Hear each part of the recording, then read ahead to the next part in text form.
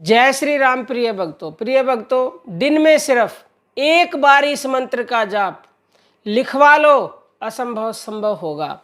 प्रिय भक्तों, दुनिया में अनेक मंत्र हैं, अनेक नाम हैं, लेकिन जो सर्वशक्तिशाली होता है और जो सबसे बढ़कर होता है उसकी तो बात ही कुछ अलग होती है।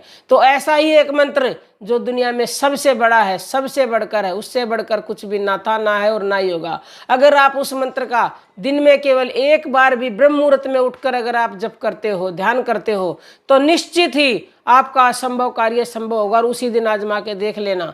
और वो मंत्र है भक्तों, किसी इंसान ने उस मंत्र को नहीं बनाया, क्योंकि इंसान बनाएगा तो वो सर्वश्रेष्ठ नहीं हुआ, भगवान बनाता है तो वो सर्वश्रेष्ठ होता है। वो मंत्र भगवान ने सबको दे रखा है, लेकिन सब जानते हुए भी उसका प्रयोग नहीं करते। कितनी शर्म की बात है। और वो मंत्र हम सबके पास है, जिसके लिए तुलसीदास जी ने कहा है, घट में है पर सूझे नहीं, लानत ऐसी जिंद, तुलसी या संसार को खुया मोतिया बिंद।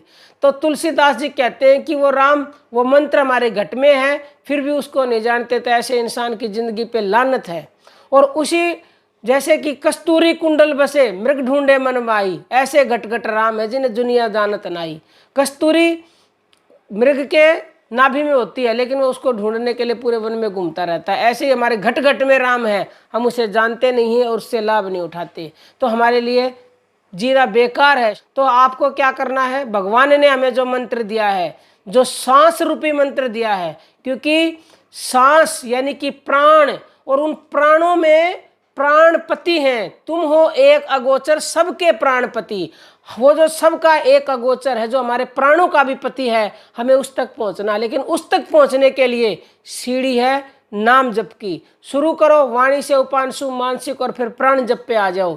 जिस दिन प्राण जप पे आ जाओगे, ब्रह्म मुहूर्त में उठ के प्राण जप करने लग जाओगे, कम से कम 40 मिनट, तो आप देखो असंभव कार्य कैसे संभव होता है। और चमत्कार ना हो तो कमेंट में लिखना, लेकिन निरंतर ब्रह्म मुहूर्त में करो। निरंतर के बगैर कुछ भी नहीं होगा। हम आपको बार बार कहते हैं, एक दिन में कुछ नहीं होता। किसी का बहुत ही मजबूत अगर प्रारब्ध है तो एक दिन में चमत्कार हो जाता है, लेकिन चमत्कार होने में समय लगता है। बच्चा भी धीरे धीरे बड़ा होता है। कोई भी काम स्नेह स्नेह होता है, एकदम कोई काम नहीं होगा।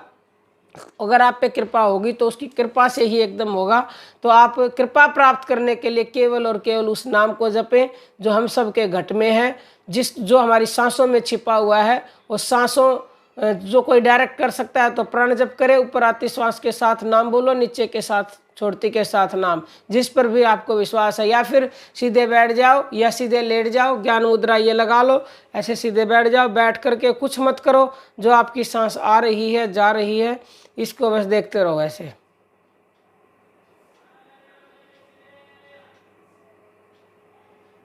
क्योंकि ये श्वास सबसे बड़ा मंत्र है जो भगवान ने पैदा होते ही स्वयं दिया है। क्योंकि जब बच्चा गर्भ में होता है तो उसे श्वास नहीं मिली होती, उसके पास धड़कन होती है, लेकिन जैसे ही बच्चा गर्भ से बाहर आता है, भगवान वह तैयार खड़े होते हैं, उसको सांस रूपी महामंत्र देते हैं कि ले ये सांस रूपी महामंत्र ले और इसका प्रयोग कर। लेकिन इंसान भूल जाता है। हम आपको बार बार याद दिलाते हैं, उस महामंत्र का प्रयोग कीजिए और अपने असंभव कार्य को संभव कीजिए। कोई भी प्रश्न हो कमेंट कीजिएगा। अब हम अपनी वाणी को विराम देते हैं। जय श्री राम। प्रिय भक्तों।